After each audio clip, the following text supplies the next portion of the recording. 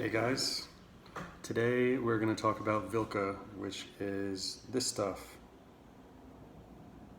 That's all you need right there. It's just four little seeds. It's this super powerful plant medicine that you can find in South America. I actually got it in Lima, Peru. Um, and the active ingredient is bufotenine and 5-MeO-DMT. I have no idea what either of those would be like by themselves, but the Vilca experience is extremely intense. And I never did ayahuasca or smoked DMT, but I believe that those are the only two that would probably be more intense. I've tried pretty much every other psychedelic, at least everything I could get my hands on. Cactus, mushrooms, LSD, MDMA. Yeah, and none of those are even in the same category of how strong this stuff is. So I'll tell you a little bit about what it is, and a little bit more about what it is, and where to potentially find it if you ever wanted to try it, and what it feels like, and how to prepare it. So Vilca is actually a seed that comes from a tree. It's very similar to Yopo. So if you've never heard of Vilca, I wouldn't be surprised. It's very rare, and I think it's only in Ecuador and Peru. I've seen on, I guess, Wikipedia that it grows also in Brazil, parts of Brazil, but I had never heard of it. I'd never heard it mentioned, and I had no idea what it was until I met a woman who was a shaman. We met at a house party in Lima, and I got her contact, and I asked her about her ayahuasca ceremonies because I was curious about trying ayahuasca at the time, but I was a little hesitant because I've heard ayahuasca is extremely abrasive, and that you kind of face your demons head on and stuff like that. So I was a little bit nervous to try it, and I asked her if there were any other options, any other kind of plant medicines that I could get my hands on, or maybe something I could do myself. My main concern was sitting in a circle of people, and one of them is having a total freak out, and I'm trying to have a peaceful experience, and I can't because someone else is totally losing it. That was another concern. So I wanted to do ayahuasca by myself, and we talked about it, and she came up. She suggested Vilca, and she told me where to buy it. You can get it at a lot of markets in Peru. I haven't seen it anywhere else, although I haven't really looked. I believe you can buy it on the internet. I've seen it on a certain website. I cannot remember the name, but I believe the price on that website was about $300 per kilo, and I got a kilo in Peru for about $12. A kilo, just to give you an idea of how much that is probably like 1,000 doses. I mean, it's just way more than you'd ever need. I probably should have bought a lot less, but I think I just got a little antsy when I saw it. And I was just like, he told me the price in kilos, and I was like, okay, I'll take one. Um, so yeah, one of the other things that she told me was not to share the location of where I found it. She was told by a shaman that taught her that it should be kept secret, it should be protected, and that it should not be abused. So I want to respect her wishes as best I can. So I won't tell you exactly where to look if you wanted to do it, but I do believe that it should be shared with the world, as I do believe with all psychedelics. So I certainly encourage you, if you're into this kind of stuff, to seek out Vilca and give it a try, because it's extremely interesting, and for me it was a life-changing experience. So I think I'll go ahead and get into preparation. There's a really good video about how to prepare Yopo on YouTube, and I use that as a guide. And I also asked the shaman lady for a little bit of advice on how to prepare it. It's extremely easy to prepare. I've also found some answers on Reddit about how to prepare it. And I prepared it for two other people after trying it, and both times it was not quite as potent as my experience. And I think it was because they didn't get quite as much of or quite as high of a dose as I did. But it's a bit tricky, I guess. I've heard some reports that you're supposed to leave it out after preparing it so that it can absorb some oxygen.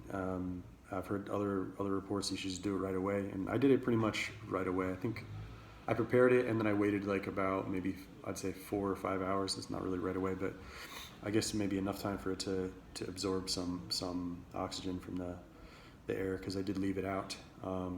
So I'll just give like a really quick summary about the preparation since there is a really great resource already out there. Basically, you take the seeds and you put them in a pan. You take 4 seeds. You put them in a pan on low heat until they pop. And once they pop, you take the dried seeds and grind them up into a powder. And then you need to mix that powder with caul or slack lime. It should be food grade though, or pickling lime is also called. The reason it needs to be food grade is because industrial grade is not necessarily pure. Sometimes the other contaminants in the factory get in there. So definitely make sure that it's going to be food grade. You should be able to get this at a pharmacy or if you're going to get it at a supermarket or a super center or something like that. Pickling lime or powdered lime, it's sometimes called. I believe that it's calcium hydroxide. I actually should probably double check on that but check just it's slack lime. So anyway, and you want half of the amount of the powder from the 4 seeds, a portion that's roughly equal to half of slack lime, and then another portion that's roughly equal to half of baking soda, sodium bicarbonate. So then you mix all this stuff up, this powder, and you add a few drops of water so that it turns into kind of a paste, and mix it up real good, and there's a chemical reaction going on there. And you either wait till that dries, or maybe you can slide it in the oven on low heat like I did to speed up the process. Then once that's dry, you make sure it's nice and fine, grind it down with a mortar and pestle even more. And then you're basically ready to go. And you have to insufflate it. You need to put it all up your nose, which is not easy to do. It's a lot of powder and it burns really bad. So be prepared and clear your nose and take a big deep breath before you do it.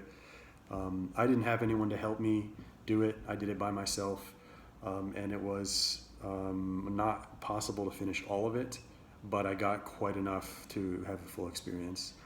I basically just laid out like 2 huge lines on the table, and then just kind of and got as much in there as I could. And once I did the first line, the burning is so intense, and it actually starts immediately pretty much. You start feeling dizzy. It was so intense that I had to really use a lot of willpower to force myself to snap out of it and hit the other line. And then once I did, it hits like a dump truck. It just really comes on really fast, and it's scary because you go from level 0 to level 10 in like 30 seconds. So what happens is you vomit. So you have to make sure you keep a garbage pail or something nearby, a garbage can. And while you're vomiting, you can't really see. I mean, there's just the experience it's really overwhelming for your bodily senses. I mean, it's hard to walk. You can't really see. So I had everything kind of set up, and then I vomited, and then I laid down in bed, and that's when the roller coaster started. So first of all, I'll just get this out of the way. This is the scariest moment of my whole life by far. Like I was absolutely terrified because it was just total. It just dissolves your ego in 10 seconds. Like you think that you're so comfortable in your skin. You know what I mean? You have no perception of any kind of outside reality, and then all of a sudden you're a small speck in this big universe, and you're just on this rocket ship that is just blasting, and your chest is just feeling pressure, and it's like I just remember gripping the bed sheets like this and just totally like just hanging on and praying. And I'm not the kind of person that would sit there and pray normally. I do have my own spiritual beliefs, but this was like terror. So I was just praying, and it was so humbling that I was repeating things like, I'm so sorry, and I was just thinking that how I didn't respect the power of what I was doing. I just took it like I didn't know what it was going to be like. The shaman lady didn't tell me anything. She didn't let me know that it was going to like blast me out of my body. I probably should have asked her more about what it was like. She just told me that it was going to be interesting and I was going to like it. So I was like thinking like, oh, it'll be like an intense mushroom trip. But no, this is really, really next level. So after about 5 minutes of just feeling this immense force that is just so much more powerful than you or than me, and that was just it's very difficult to describe, but like buzzing and pressure and your vision and your mind and everything is just going like a million miles an hour, like you're sitting on the tip of a rocket. And that lasts for about, I guess, 5 or 10 minutes. Yeah, and that part I was just repeating over and over, like, I love you, I'm sorry, thinking things like I'm sorry for everything that I've ever, any egotistical, selfish thing that I've ever done in my life was foolish, and just really, really, really humbling moment. And then after this kind of 5 or 10 minute thing where it just batters you, all of a sudden there's like a clearing. And I don't know if this is going to would be the same experience for everyone else. I've read a few accounts online, and they're not very detailed, and I understand why they're not that detailed, because it's just such a personal experience once the trip starts that you can't possibly portray that or really communicate it to someone else in a way that they would be able to understand it. I guess unless they had gone through something very similar. But anyway, after this rocket ship finishes, there's just like a clearing kind of, and then this amazing like wave of peacefulness and just love and just I don't even know the words for it, but just really overwhelming, beautiful moment. And it's just like, wow, what is this? And just feeling like the body just feels just magical, and so much pleasure, and so much it just feels like pure love or something like that. Just the most peaceful, beautiful moment that I ever experienced in my life. And this just the urge was to let it please me, but then there was this voice that started talking to me that was kind of like, all right, listen up. And it was it was kind of a balancing act the whole time between just how much I was enjoying the physical sensation of it, and it was like a really spiritual thing. It just really felt really, really powerful. But then there's this voice that started talking to me, and it was using, I was asking it question, I was responding to it talking to me with my thoughts, and it was speaking to me with my own voice. Now, what this voice was or what this means, I'll get into what my opinions about it are later, but I'll just tell you what I experienced first.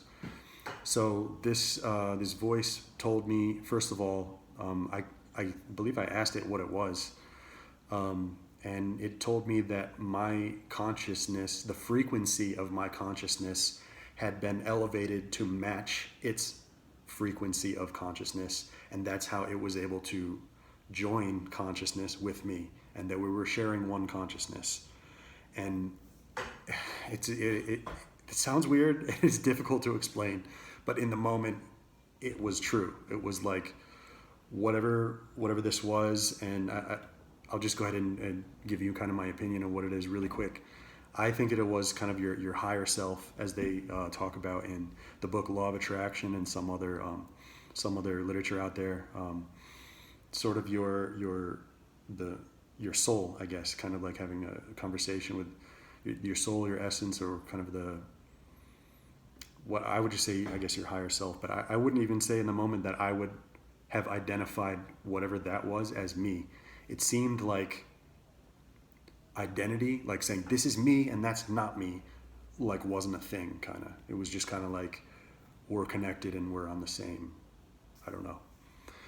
So yeah, it told me, and then it wanted me to really pay attention, and it was giving me a lot of messages about my life, and it was kind of like a Christmas Carol sort of thing, where it brought me through the experiences of my life, and especially some more recent events and certain moments, and it showed me kind of what the significance of those things were. And then we had kind of a Q&A. That was kind of like like ongoing Q&A thing while it was trying to do this. I was asking it questions, and like all of the information it was giving me was coming really, really fast, and I didn't have time to analyze any of the things that it was saying, or consider, or come up with different sorts of questions about the things it was telling me. It was just happening so fast that I was just trying to keep up. I was really struggling to keep up. It was going really, really, really fast. And yeah, it told me and slash showed me. I mean, it kind of uses your imagination to answer your questions. So it showed me what is the universe, what is the fabric of reality, what is God, is there a God, what is your soul, and it just gave me the story of the existence of the universe, and explained all of it, what it all was, how it's all connected, what I am, and all the things that I ever wanted to know about the universe and life and spirituality and stuff. And it just gives it to you all at once. Bam, just dumps it on you. And then in the moment, it's so overwhelming, because not only are you getting this like overload of information, your senses are like vibrating with pleasure too. So it's just like it's like telling you, hey, wake up, don't give into amazement. To quote Terence McKenna, don't give into astonishment. And that's very much kind of what it was like. Yeah, and once it eventually faded off, I remember at one point trying to get my phone so that I could record the conversation that I was having. I wanted to record the things I was saying, because I knew that a lot of it was just way too advanced for like. It was just too complicated to remember. A lot of the details I was getting were so specific that it was just like, and coming so fast, I was like, man, I just can't even barely keep up. So I really, really wanted to record it, but I couldn't. I tried to pick up my phone at one point, and I just like couldn't. I was like, tried to like press the button, and it just couldn't see anything, and it was like pointless. I just put it down, and as soon as I was done, I turned on my voice notes, and then I just started talking, and the shit makes you so exhausted. I mean, it really it puts you in this like, you're just brain dead after, because it's so stimulating. So I got out as much as I could on the recording, and listened to it later, and it kind of jogged my memory about a lot of the stuff that it was saying. And mostly what it was, the messages that it was giving me was to, it wanted me to become a Christ-like being. It wanted me to be, in order to evolve, it wanted me to really step up my game in terms of kindness and brotherly love. And there was at one point where I sort of imagined my imaginary interpretation of like what it wanted me to behave like. And I think this is kind of like when the trip was going down, and I was sort of like just reflecting on a lot of this stuff. One of the images was just like going up to a total stranger and like taking their hand and like smiling at them, like super huge smile, and just being like, I love you. And I think that in practice, actually doing this in society today, you get like arrested or something. But yeah, it pretty much all the messages it gave me were like that. So I took that about a year ago, and since then, I do, one of the greatest things that I got from it is this kind of confirmation of that being the ultimate goal of humanity. And it gave me a new hope for humankind, and there is a goal, and there is a path, and this heightened consciousness, or whatever it is, certainly believes that we're capable of doing it by working together. And it was really, really emphasizing unity. And yeah, I could go on and on about all of the different messages that it gave me. But, a lot of it's real personal stuff about my own life. And I highly encourage you to try this stuff. Another one of the questions that I wanted to discuss is, do I think that whatever that voice was is something real that interacted with me? I do believe that it was something real, based on the amount of stuff that it was telling me that was just outside of my own awareness. I don't claim to know exactly what it was. It explained everything in the moment, and everything made sense. In the moment, I absolutely, certainly believed that it was all real. And now that I think back on it, a year later, even immediately after, I know that it's real. At least for me, in my own opinion and stuff. I don't know if other people would necessarily agree, but yeah, that's my opinion about it. And I believe that this stuff creates some kind of a way to communicate with higher beings, or higher consciousness, or your own potential higher self, or your soul, or something. But it allows you to communicate with that knowledge of the universe or whatever, and you can just like access it anytime you want to with this stuff, which is super amazing. So yeah, I guess that's it. That's my experience about Vilca, my experience with Vilca. It's very similar to Yopo, although I've never tried Yopo, but I've heard that they're super similar. I've heard that Vilca is actually a little bit stronger. Vilca actually means sacred in ancient Peruvian language. This stuff's been around for thousands of years. And the original way that they prepare it is with snail shell. They use that as the calcium, and they bake the snail shell, and then they mixed it in with the baked seeds, and then snorted it. Who the hell knows how they discovered this? They must have just been going around and snorting all kinds of stuff to try to figure out what gets you high and what doesn't, I guess. But the original way that they would do it is you would do a San Pedro trip, and at the peak of your San Pedro trip, then you would do a Vilca ceremony. And then the idea, I guess, is that you face your death, which I feel to some degree that's kind of an accurate description with the ego death thing, because it really just tears you away from your body. So anyway, even though the super scary part is crazy, it only lasts about 5 or 10 minutes, and once you get through that, the rest of it is just absolutely mind-blowing and super amazing. So highly recommend trying Vilca. And yeah, you can let me know in the comments section if you have any questions about anything. I'll be happy to talk about it.